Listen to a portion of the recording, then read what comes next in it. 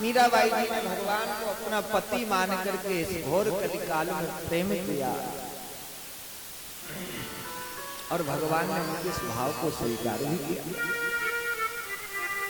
तो मीराबाई जी कहती हैं, मेरो तो गिरधर गोपाल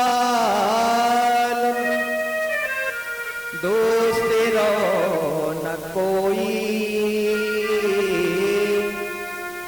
और जाके सिर मोर मुकुट मेरो पति सोई।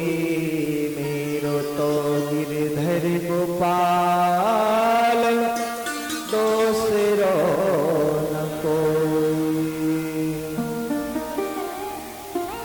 असुअना जल सींच सींच प्रेम बेल बोई,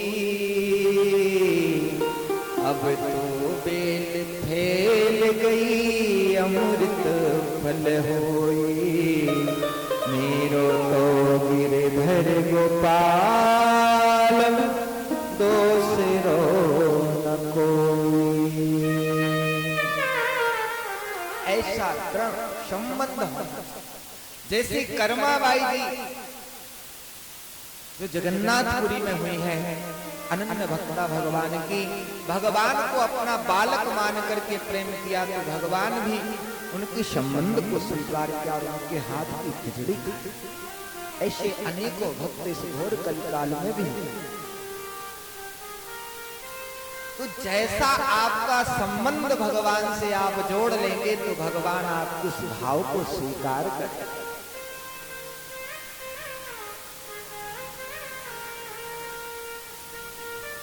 एक महात्मा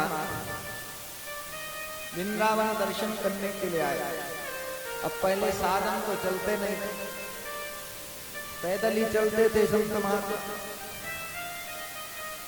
तो चलते चलते आए तो सुबह प्रातः काल का समय था। तो महात्मा ने कहा कि यमुना जी में स्नान कर लें और ठाकुर जी की सेवा पूजा कर।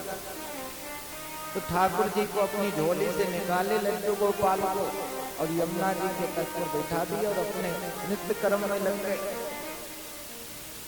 यमुना में स्नान करने लगे। तभी तक एक गोपी साग भाजी बैठे दलिया लेकर के जा रही थी वृंदावन। अब ठाकुर जी झोली से थोड़े खड़े हुए थे बाहर।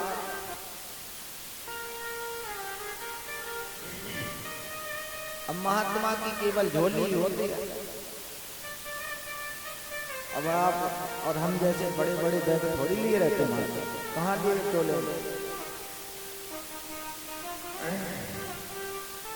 अब उस गोपी ने देखा कि झोली कपड़ों से भरी और ठाकुर जी उसमें रखे। तो देखा कि ठाकुर जी के हाथ पांव टेढ़े। तो गोपी कहने लगी, अरे बाबा तो बड़ो निष्ठुर है, बड़ो ही कठोर है। देखो मेरे लाला को कैसो जबरदस्ती झोली में बिठा करके रखो है, इस लाला के हाथ पांव टेढ़े हो गए।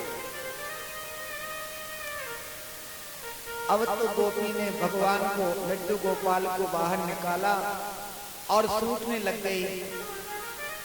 और जैसे ही सूंघने लग गई भगवान को, तो भगवान ने उसके भाव को भी स्वीकार किया और भगवान के हाथ पांव सीधे हो गए। और भगवान के हाथ पांव सीधे करके और झोली पर लिटा दिया। बोले अब आराम से देते रहो। अब महात्मा स्नान करके आए, गोपी चली गई भट्टा भाजी बेचने, साग भाजी बेचने के लिए। महात्मा आए तो देखे कि ठाकुर जी के हाथ पांव सीधे। तो महात्मा रोने लग गए, मेरे भगवान चोरी हो गए। और महात्मा इतने रोए कि रोते रोते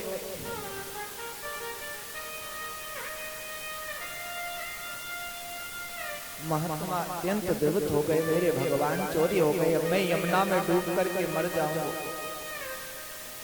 भगवान को दया आई और भगवान ज्यों के त्यों लड्डू गोपाल बन गए। बोलो भक्त वत्सल भगवान की।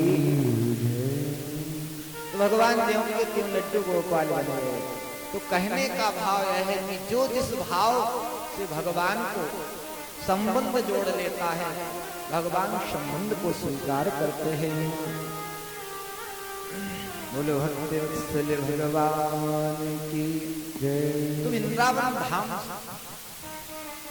धन्य है जहां पर भक्ति महारानी नाचती रहे। नारद जी ने कहा कि भक्ति महारानी से कि देवी चिंता ना करो, गीता का पाठ किया, वेदों का पाठ किया, लेकिन जब ज्ञान वैराग्य की मूर्छा तोड़ नहीं हुई तो आकाशवाणी हुई कि हे नारद जी, यदि तुम ज्ञान वैराग्य के कष्टों को दूर करना चाहते हो तो सत्कर्म करो। अब नारद जी सत्कर्म करने के लिए सोचने लग गए कि सत्कर्म क्या है। आकाशवाणी ने कहा कोई संत पुरुष, संत महापुरुष ही बताएंगे कि सत्कर्म। अब जितने संत थे, बड़े बड़े महामंडलेश्वर जगत गुरु बनकर के बैठे हुए थे, और नारद जी जैसे ही वृंदावन से भक्ति महारानी से कहकर के आए कि आप चिंता न करें, मैं आपके कष्ट की निवृत्ति और ज्ञान वैराग्य की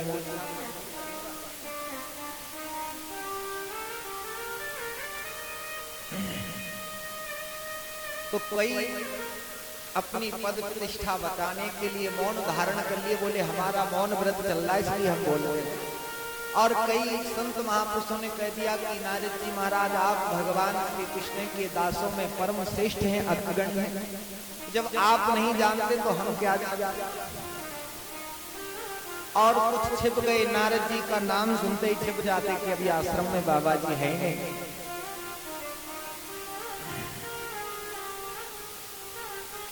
तो नारद जी आज सनकादिक ऋषियों से बद्रीनाथ धाम में पूछने लगे कि सत्कर्म। सनकादिक ऋषियों ने कहा कि सत्कर्म है श्रीमद् भागवत महापुराण का सप्ताह वाचन, अर्थात श्रीमद् भागवत महापुराण 7 दिन बैठ करके कथा सुनो, सप्ताह ज्ञान। सत्कर्म सूचिको नून्यम ज्ञानियज्ञाश्मितो बुधैः श्रीमद्भागवतालापा सातु गीता सुकादिभिः।